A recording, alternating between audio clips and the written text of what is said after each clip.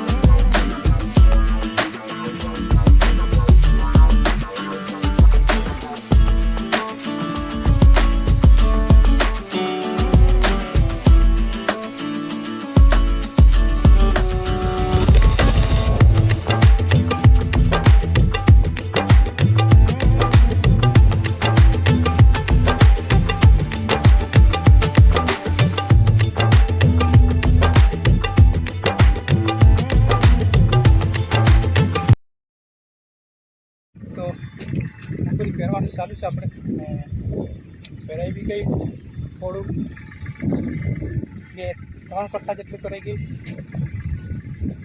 તો બતાવું તમને કેટલું પહેરાય છે તો જો ટ્રેક્ટર ચાલે અહીં ને એટલેથી આ બાજુ કરવાનું છે આપણે